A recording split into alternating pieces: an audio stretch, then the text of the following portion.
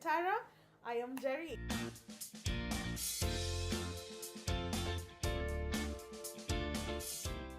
Thank you for staying with us. Thank you so far. Any questions? Have you subscribed? Stop. Subscribe. And today we're going to talk about friendships again. Yes, I have talked about friendships before. One of the reasons friendships for me is a huge deal. I believe friends are sisters that you choose. You don't choose your family, you don't choose very many things in this life, but the people who you walk the journey that is life are people who you choose, and they're friends. One of the reasons why I think friendship is such an important topic, and especially female to female relationships, is because I've heard once, not more than 15 times, or actually more than 15 times, that women are their own worst enemies. And I'm that person who, I don't think that is truth. So let's talk about it. And the first time, which is I think in 2015, that I talked about where my friends were, and I was talking about how my brother died and my friends kind of disappeared. And during the process of my grieving, I also lost a few friends. However, this time I protected myself. I did what is called self-preservation. I was like, you're not for me, I cut you off. You're not for, I cut you, as in, this time I was caring for Njeri. I was doing a course called Financial Freedom for Families. And as we're coming to wrap up the end of it, they gave us a task to write our 10-year plan. I was like, excuse you, I'm not gonna do that. Because I was like, I don't know how to live. I'm already on a day at a time. And they're like, okay, so we'll give you guiding questions. So write at least 5 years. Like, I can't. So he said, okay. One of our facilitators was like, you know what, it's fine. Just one step at a time. Let's look at death. I was like, death I can talk about. I'm very comfortable with loss and grief. We're going to talk about that later. So he asked me, who are the 6 people when you die that you know and your family knows that will carry your casket? It was easy. They're behind here and I won't show you. Just in case one of you is like, I thought we are blood. So, and these people, your pallbearers, I'll give an analogy that is my absolute favorite. I've done this exercise of finding my heart friends, and women especially. My sister is the one who reminded me. She was like, write women, because one of them is a man. So, and they're not supposed to be your spouse and somebody who you are dating or will end up being together. So these 6 have to be people that your family knows. They are people who have walked the journey of life with you, as in you text them and they're like, I actually texted them, now they'll know. I texted them and I was like, in my life's story, what would you say is my character? What do you say is my purpose? One of them was like, Sasanjeri. She hasn't gotten back to me, one. The other 3 were very fast, because they've seen me over many seasons.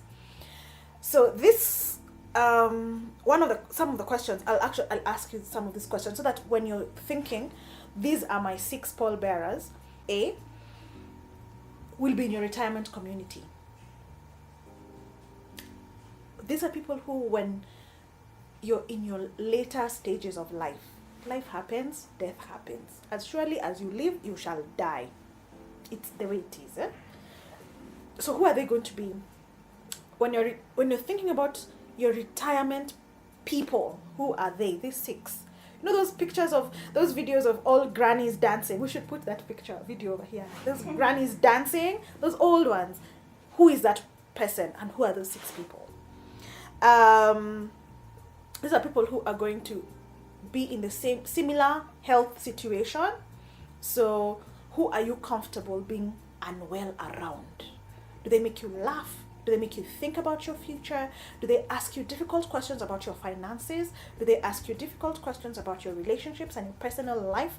Do they ask you about your health? Do you take care of yourself together? Do you work out together? So who are these people? When you asked me to talk about fake friendships, and I don't know if I should use that word, because women friendships are very delicate. They're as delicate as women are. Our hearts, like for me, I wear my heart on my sleeve, and I trust easily. And the people who come into your life for udaku purposes only, just like, hey, Moshens 101, people who want to gossip with you. So when you make your own values, www.values.com, you can actually find a list of values, break them down into, again, 6 that you cannot live without. These are people who will carry the same, if not similar, for your life and your decisions. Think about people who are going to take care of your children, people you want your children around. If the person who is going to retirement with you, it means that you're going to share life with them. They're going to share your children, you're going to share your families, don't get into debt ever. If you get into debt, are they going to help you? If you die and you stay and you have children, are you comfortable leaving your children to them? All of them. In me, I want 5 children. They will dear future spouse. We can talk about 5 or 3 or 2 or 1. Do not regret. There are friendships that, as I said, when I was grieving and dealing with life and what happened and what life dealt me, I looked through all the friendships that I cut off. Seriously, I looked at all of them. And there are some that I wondered, is it worth it? Is it worth building the relationship again?